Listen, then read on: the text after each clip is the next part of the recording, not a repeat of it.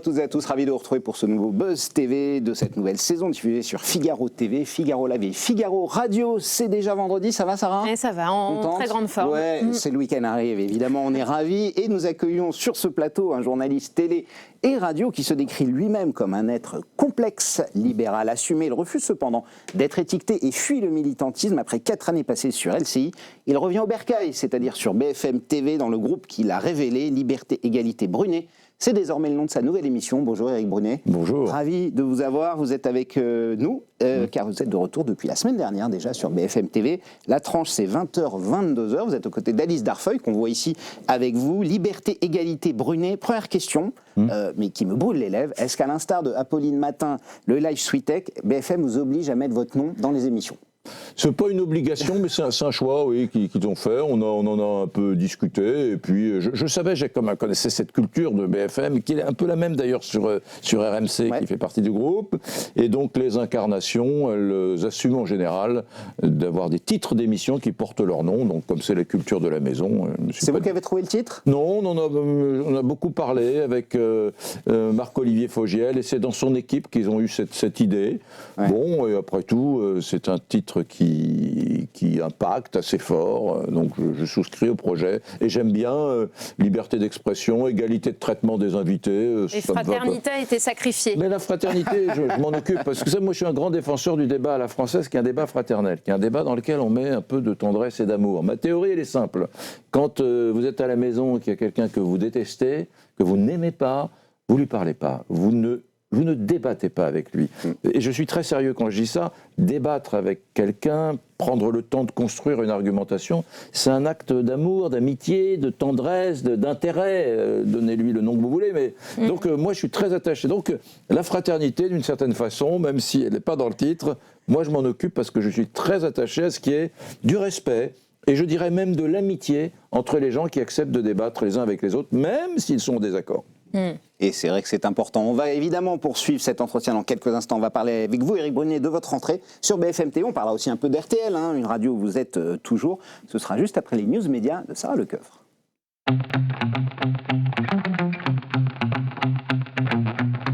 On commence ces news médias, Sarah, avec la journaliste Laurence Haïm qui a décidé de rejoindre une grande radio. Et oui, durant toutes les élections américaines, la spécialiste des États-Unis livrera ses analyses pour France Info, la radio, mais aussi la chaîne Info. Alors, il faut rappeler que Laurence Haïm a longtemps été correspondante à Washington. C'était pour le groupe Canal+, entre 1992 et 2017. Et elle reste aujourd'hui la seule journaliste française à avoir interviewé Barack Obama.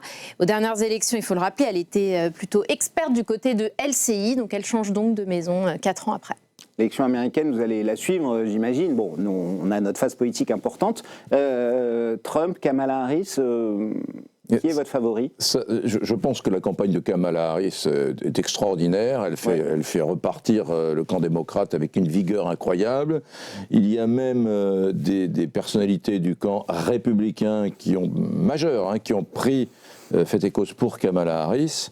Je pense que ça va être très difficile pour Trump de modifier complètement ses fondamentaux de campagne. Il se moquait beaucoup, il critiquait beaucoup, de façon assez pertinente d'ailleurs. Enfin, les critiques n'étaient pas pertinentes, mais la stratégie de campagne l'était, de l'âge de Biden. Biden, bien sûr. Maintenant, il n'a plus ce fond de sauce-là. C'est très compliqué pour lui. Il n'arrive pas à donner un nouveau souffle à sa campagne. Donc je pense que Kamala Harris, contre toute attente, est en train de prendre un petit peu d'avance sur le camp républicain. Elle est favorite pour vous. Oui, clairement. On continue ces infos, Sarah, avec les très rares confidences de Christine Kelly sur un épisode bien triste de sa vie, hélas. Oui, la journaliste et présentatrice de CNews a dévoilé dans une interview accordée à Dominique Lagroux-Sampère la perte de ses 2 enfants il y a plus de 20 ans. En effet, le 12 octobre 2001, elle a fait une fausse couche à 6 mois de grossesse. Un douloureux épisode qui lui a valu un divorce. Et ça m'a coûté le fait que je n'ai plus jamais voulu tomber enceinte, a-t-elle déclaré, parce que j'avais peur de mettre un enfant au monde. Alors il faut quand même dire que Christine Kelly est depuis devenue maman d'une petite fille adoptée il y a 10 ans. On connaît peu de choses sur la vie privée, Eric, c'est volontaire que vous ne dévoilez pas vos femmes, vos enfants, vous êtes mariés, vous avez des enfants? Oui, je suis marié avec une chef d'entreprise qui est une très jolie marque de lunettes, une magnifique histoire, mais j'en parle assez peu. Et mes enfants, à une époque où j'étais assez dans l'engagement, je dirais, politique, à les années RMC, ont eu à souffrir de ça, avec des profs toujours, qui disaient oui, votre père, etc.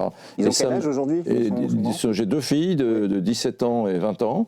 Et maintenant tout va bien, il n'y a pas de sujet, mais ça m'a... Du harcèlement scolaire, de camarades ou pas de harcèlement, des profs un peu indélicats qui les associaient à ce que je disais, les pauvres, ils n'y étaient pour rien. Bien sûr, oui. Et donc je me suis dit, bon... j'aime tellement mes filles que je ne voulais absolument pas que ça gâche leur adolescence. Donc, j'ai été assez discret sur les réseaux sociaux, sur ma famille. Elles ont souffert un petit peu, hein, c'est ça? Un peu. Vous savez, quand on est ado, on a honte de ses parents, donc elles avaient un peu honte de moi. Elles voulaient que je sois plus de gauche. Quel regard elles portent sur votre carrière aujourd'hui? Elles sont un peu plus grandes, vous nous l'avez dit. Elles vous en parlent régulièrement, Eric? Elles sont fières, j'imagine? Mes filles, elles sont comme les filles de 17 et 20 ans. Elles regardent très peu la télévision. Oui, c'est vrai. Elles savent le métier que je fais, mais elles sont toujours étonnées de croiser une personne qui leur dit « Tiens, j'ai vu ton père il y a 2 jours à la télévision ». Ça les sidère encore. Et je dis « Alors, donc, il y a des gens qui te voient, etc. » Donc, mes filles, elles ne regardent pas les chaînes d'infos. Elles ignorent totalement ce que c'est que le journal de 20 heures. Il se trouve que pour des raisons historiques, je suis très ami avec un présentateur du 20 heures qui s'appelle Laurent Delahousse. Oui. Et un jour, on est un distributeur de billets. Mes filles sont là, on va en vacances de temps en temps ensemble, on se croise assez souvent avec les 2 familles, on va dire. On est un distributeur de billets et il retire 100 €, je sais pas, distributeur de billets. Et les gens qui sont dans la file d'attente pour retirer de l'argent sont stupéfaits de voir Laurent Delahousse, il murmure, etc. Et mes filles, qui sont adolescentes, sont témoins de cela. Donc elles savaient que l'ami de la famille présentait le journal de 20 heures. Bon, ça c'était un métier, il aurait pu être menuisier ou charpentier. Mais ce qu'elles ignoraient, c'était qu'il y avait une notoriété autour de ça. Ah ouais, c'est ça. Mais elles m'ont dit, mais papa, il est connu, Laurent. Mais oui, tu comprends bien que... Très connu. Ah bon? Donc elles font partie de cette... J'ai tout ça pour vous dire que la télévision, c'est pas leur monde. Elles s'informent sur les réseaux sociaux et ça me navre. Effectivement. Sarah, on termine ces news médias avec le chiffre du jour, c'est le 10 aujourd'hui. Et oui, comme les 10 jours qu'il nous reste avant de découvrir le duo inédit à la tête de Télématin, Flavie Flament et Julien Arnaud, l'animatrice radio et l'ancien présentateur de TF1, ont été choisis pour succéder à Marie Portolano et Thomas Soto qui sont partis. Alors cette semaine, le duo s'est retrouvé juste avant la conférence de presse de France Télévisions et ils ont découvert le décor orangé de la première matinale de France. On se sent tout de suite à la maison, a confié Julien Arnaud, qui, il faut le rappeler, a été débauché du groupe TF1 pour rejoindre Télématin. La première aura lieu donc le 16 septembre. Nous serons au rendez-vous. Il m'avait dit un jour, Julien Arnaud, au maquillage à LCI, c'est quelqu'un qui a énormément d'humour, mais à l'anglaise, un peu passe sans rire. Et tout, c'est vrai. Un peu à la Michel Barnier, vous voyez. C'est ça. C'est un type extraordinaire. Il m'avait dit un jour... un jour, il était un peu désabusé. Il m'avait dit, tu sais, les jokers ne deviennent jamais numéro 1, à propos du journal de 20 heures de TF1. J'avais réfléchi, je m'étais dit, oui, c'est assez rare que le joker d'un présentateur le remplace. On peut penser d'ailleurs à Télématin. Effectivement, oui, c'est vrai. Et de ce point de vue-là, il avait raison, et je trouve bien, pour sa carrière, qu'il ait accepté cette proposition du groupe France Télévisions. Ça va être exceptionnel. Éternel Joker. Il reste Joker de Laurent Delahousse. Absolument, mais c'est vrai que Thomas Hugues l'a été pendant des années sans jamais devenir titulaire, par exemple. Et c'est un très très bon journaliste. Je trouve que vraiment, il va faire des étincelles avec Flavie Flament, d'ailleurs, qui est une personnalité assez extraordinaire à Télématin. Merci Sarah. Les news médias sont terminées pour aujourd'hui. On a fait un paquet de news médias cette semaine. Si vous restez bien avec nous, dès lundi, il y en aura évidemment de toutes nouvelles. On passe au grand entretien du Buzz TV. Nous sommes avec Eric Brunet.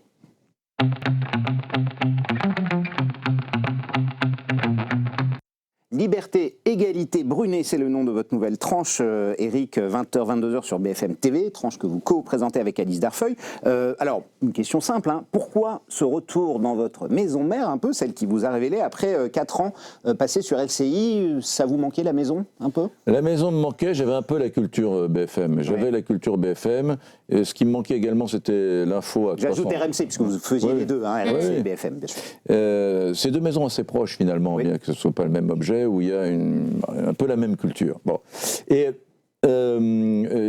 puis surtout, j'avais très envie d'une actualité 360 degrés, c'est-à-dire qu'à LCI, pendant 4 ans, j'ai fait des informations internationales, la guerre en Russie, la Corée du Nord, etc. Ça vous plaisait moins, Proche-Orient. Non, c'était exceptionnel. Ouais. Mais c'est une tranche de la vie. Dans la vie, il faut s'essayer sur plusieurs registres. Autrement, le temps s'écoule de façon infinie et on passe à côté de son existence. J'avais envie de replonger dans l'actualité française, dans l'actualité politique. Ma grande passion, c'est l'actualité politique. Et ce défi également de me retrouver sur un moment assez noble où les gens ont un peu tendance à 20h à aller vers les grandes chaînes, France 2, TF1 pour les grands 20h, les grands JT. Je m'étais dit, il faut que tu fasses un contre-programme, que tu fasses quelque chose de différent qui attire les téléspectateurs à 20h le soir sur BFM, et ça m'a plu. Ouais. Inventer un ton qui conduise les gens à dire, tiens, ce soir je vais pas regarder le 20h de TF1 ou de France 2, j'ai plutôt regardé Brunet Darfeuille sur BFM TV. Je me suis dit, là, il y a un gros truc à faire. Ouais, il y a eu un petit lapsus, hein. Vous avez dit sur LCI, retrouvez... Je viens de dire ça? Non, là, j'ai eu peur. Là, je vous ai surveillé, mais non, là, vous avez... C'est quand, hier ou avant-hier? Non, c'était la semaine dernière. Peut-être pour le 2e numéro. Bienvenue sur LCI. Ça arrive. Ça. Alors, dans Le Parisien, vous avez déclaré, mon émission n'a pas de concept. Alors, du coup, ça va être compliqué pour vous demander quel est le concept de l'émission. Quel est le contenu de cette émission? Dites-nous. Ce mot concept, c'est un truc de publicitaire. Arrêtons, nous, qui sont de simples journalistes, arrêtons de nous fondre dans la terminologie, les mots, la novlangue des pubards. Ça va faire plaisir à Ardisson, ça. Oui, qui a commencé là. Oui, alors Ardisson, que je vénère, qui est un type extraordinaire, fait pas des émissions d'infos, Ardisson. C'est normal qu'il y ait des concepts. Il fait des émissions de divertissement, voilà, qui ont besoin de concepts. Nous, c'est très simple. C'est ce qu'a fait Pollack de façon magnifique sur TF1 entre 1981 et 1987. J'avais 15 ans. C'était fabuleux. Ça s'appelait Droit de réponse. Les gens fumaient. C'était un espace...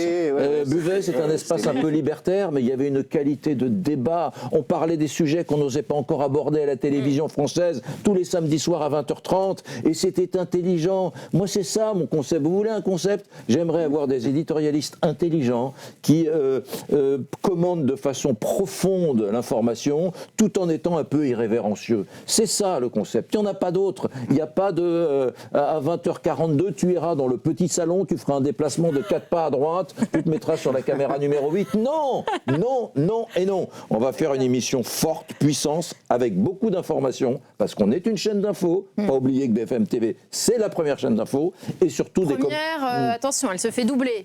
Ça arrive de temps en temps, voilà, sur l'année, je crois qu'elle est largement première. Et puis surtout, elle est, il faut qu'on reste dans cette pluralité d'opinions. La chaîne qui met en œuvre des opinions qui sont irrévérencieuses, inattendues, iconoclastes.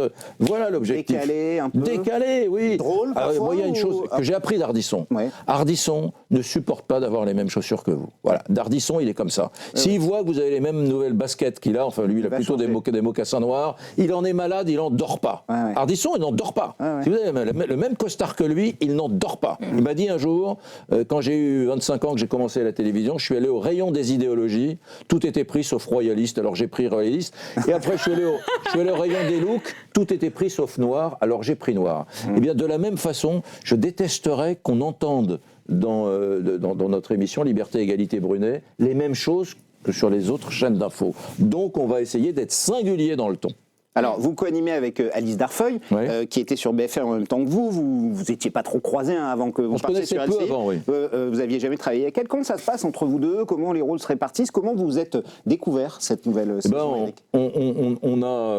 Déjà, on s'est vus au début de l'été. On a déjeuné ensemble, on a beaucoup échangé et on s'est dit, il y a deux cas de figure. Soit on dit, toi Alice, tu te cantonnes à ça, et toi Eric, tu te cantonnes à ça. Ouais. C'était une façon de faire, on n'a pas choisi ça. On a dit, on a tous les deux une grande expérience de l'antenne. Même si BFM a plutôt voulu que je sois tête de gondole dans cette affaire, moi je lui ai dit, et elle est d'accord, on fait les choses ensemble. Partagez, Voilà, il dit complètement. bonjour, tu reprends derrière, je reprends derrière, tu reprends derrière, tu poses une question aux personnes qu'on interviewe, j'y reviens, etc. On se fait des signes, on se prend la main pour dire à l'autre, attends, j'ai une question à lui poser, etc. Et puis ça se passe très bien. Les choses se font très naturellement, excusez-moi encore une fois, sans concept. Ouais. Ouais. Sans concept. Et côté chroniqueur, ça va tourner ou il y a des récurrences? On a vu Marlène Schiappa, par exemple, sur votre plateau Ouais. en première semaine. Elle va revenir? Ah oui, bien sûr que oui. Il va y avoir une équipe du lundi, une équipe du mardi, une équipe du mercredi, une équipe du jeudi. Elles vont être contrecarrées, souvent ces équipes, par l'actualité. Quand il y a un événement majeur, la nomination d'un Premier ministre, etc., on casse un peu cette organisation. Mais oui, c'est ça. Moi, je veux fidéliser des gens puissants. Et puis, on va faire venir des invités. Et puis, on va faire venir des gens qui sont dans l'actualité, qui sont au milieu, parfois interviewés par Alice et moi, parfois interviewés par tout le monde. Voilà. Ouais.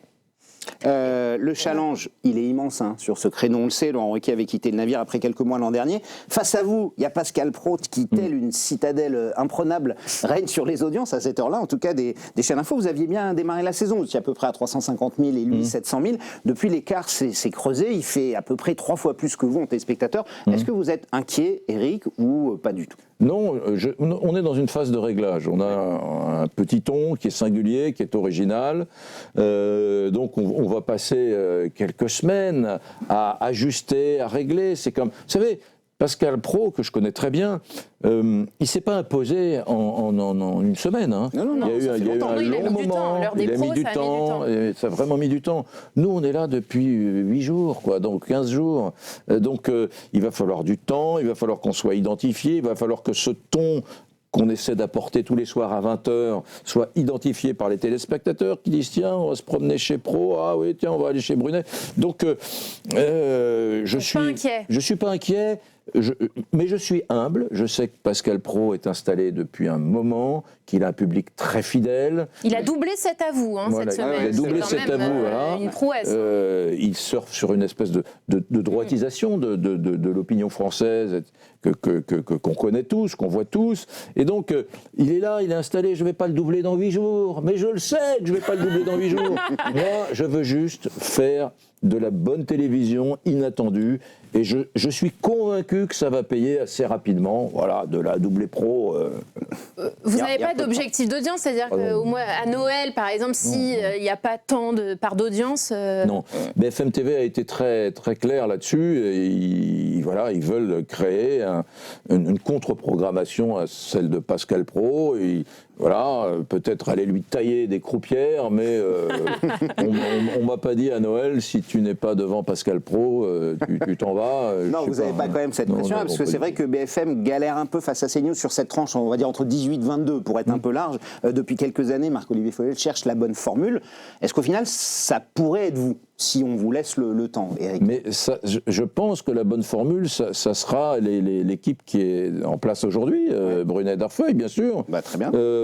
Parce que, encore une fois, on a fait le seul projet d'émission qui soit pertinent, qui reste une émission d'info. Il faut continuer à faire une chaîne d'info. BFM est une chaîne d'info, mais avec un ton différent, des invités différents. Et à la différence de ce que font nos amis de CNews à 20h, on va faire une émission un peu libertaire où toutes les opinions seront là. On n'a pas encore trouvé mieux que la gauche, la droite, je suis désolé, on a cru à un moment donné que ça n'existerait plus. Donc moi je me battrai, moi dont le cœur a toujours un peu battu, vous le savez, vaguement à droite, je me battrai pour qu'il y ait toujours des gens de gauche. Ça sert à quoi de débattre entre gens qui pensent la même chose?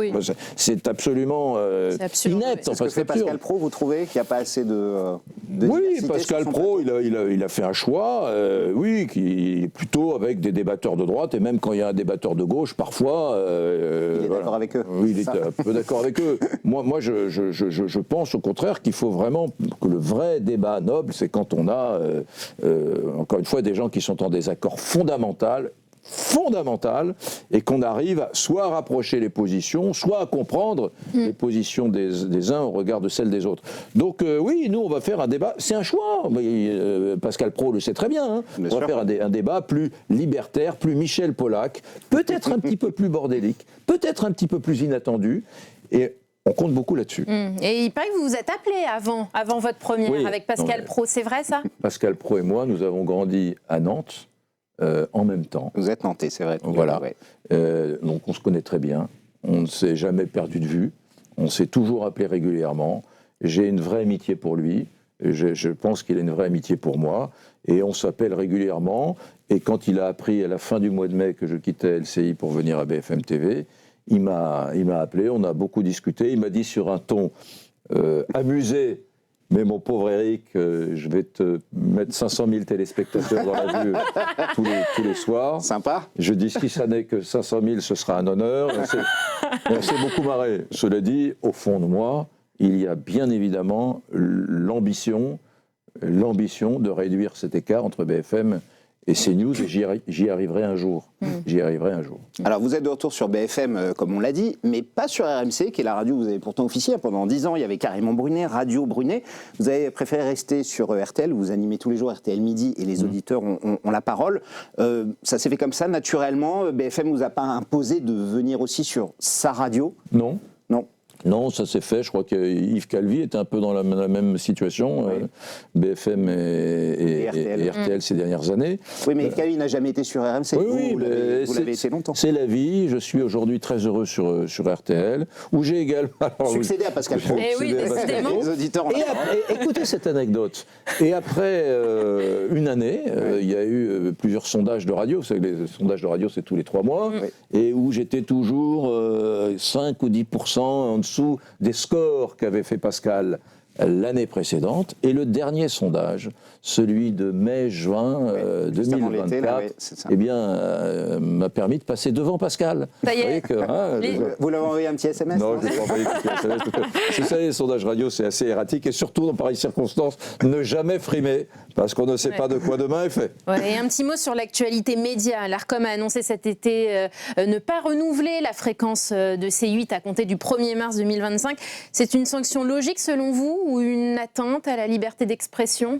Écoutez, moi je suis très favorable à la liberté d'expression, c'est la première chose. La deuxième chose, c'est que c'est toujours triste qu'un média s'éteigne. Toujours triste, quel que soit ce média, quelles que soient les choses qu'on puisse reprocher. On parle aussi des 300 personnes qui travaillent dans cette chaîne. Et puis c'est toujours triste. On ne peut pas être journaliste et se réjouir de la mort d'un média, quel qu'il soit. Je me souviens d'un jour, je faisais un éditorial dans Valeurs Actuelles sur le fait que le quotidien L'Humanité était le quotidien le plus sponsorisé par les aides publiques, le numéro des aides de l'État. Bon. Et j'avais été très cruel, très dur, vous savez, moi le libéral, alors voilà, etc. Et je me souviens, je reçois Valeurs Actuelles un coup de téléphone de François d'Orcival, qui était vraiment l'éditorialiste, plutôt de droite, et il m'engueule. Il me dit, Eric, tu peux pas faire ça. C'est la presse d'opinion. L'Humanité, c'est la presse d'opinion. C'est sacré, mon pote. Tu peux pas faire ça. Et il avait raison.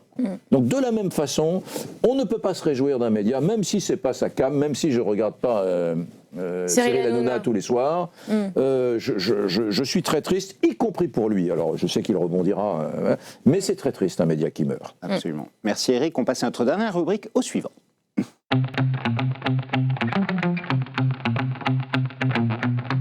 Hier, nous recevions la reporter de guerre de France Télévisions, Dorothée Oliéric. Il se trouve, hasard absolu que vous connaissez très bien, Eric, on va en parler juste après. Dorothée avait une question à vous poser. Je vous propose de l'écouter et d'y répondre juste après. Depuis plus de 30 ans, puisque nous sommes nantais tous les deux, j'aimerais savoir quel est ton souvenir de jeunesse le plus dingue à Nantes. Raconter, c'est le moment de dire la vérité. Eric, attention, je vais écouter ta réponse. Des anecdotes dingues de jeunesse à Nantes. Oui, que vous n'avez jamais raconté. Vous avez 1 minute, on ne l'a Eric, pas entendu. Oh là là, quelle situation terriblement embarrassante. Oh là là, je me souviens d'être allé dans une fête chez Dorothée, mais c'était assez sage, donc c'est pas mon souvenir de jeunesse. Je me souviens d'une situation incroyable, qui est amusante. Je suis dans un bar à Nantais, Dorothée par là. On se réunissait tous dans un petit bistrot qui s'appelait le Palacium. Et Pascal Praud est là. Et Pascal est dingue de foot. Oui. Il va s'orienter vers le foot, mais on ne le sait pas encore. On est des adolescents prépubères. Et je lui dis, moi j'ai envie de faire une école de journalisme. Il me dit, ah bon, tu vas faire une école de journalisme? Bah oui, c'est dingue, etc. Oui, il y en a une à Tours. Ah oui, tu vas faire une... Et donc je me souviens, et Pro m'avait dit, tu te souviens, peut-être qu'un jour, toi et moi, on présentera le journal de 20h. Et donc je me souviens de ce truc. Et quelque part c'est arrivé. Vous êtes sur la case de 20h. Je me souviens de cette histoire. Donc ça c'est une anecdote que j'ai toujours. Je me dis, est-ce que j'ai vraiment vécu ce moment? Mais oui, on est dans ce bistrot, Dorothée Oliéric est là, voilà, c'est un samedi après-midi, on a 18 ou 19 ans, moi je vais rentrer à l'école de journalisme, lui sans doute aussi, et il me dit, t'imagines, toi et moi, parce qu'on se vit, Pascal et moi, on se vivait comme des petits provinciaux de rien du tout. De rien du tout. Moi, j'avais dû aller une ou deux fois à la capitale avant. Vous voyez, on vient de milieux qui ne sont pas des milieux où on voyageait beaucoup. Et donc, c'était cette espèce de remarque totalement naïve où il me dit, tu verras, un jour peut-être que toi et moi on présentera les 20h. Je trouve ça absolument rigolo. Et vous y êtes quelque part on n'y est pas tout à fait, mais oui. Merci beaucoup Éric Brunet. Je rappelle que vous présentez l'émission Liberté, Égalité, Brunet. C'est tous les soirs, 20h, 22h, avec Alice Darfeuille. On retrouve aussi chaque jour sur RTL, dans RTL Midi. Les auditeurs ont la parole. Sarah. Avec Céline Landreau. Avec Céline Landreau, effectivement. Et Sarah, je vous souhaite un excellent week-end. On se retrouve lundi, le buzz Travaillez revient. bien. Il y a un gros buzz avec lundi. Delphine Ernotte. D'ici là, prenez soin de vous. Et encore merci de votre fidélité.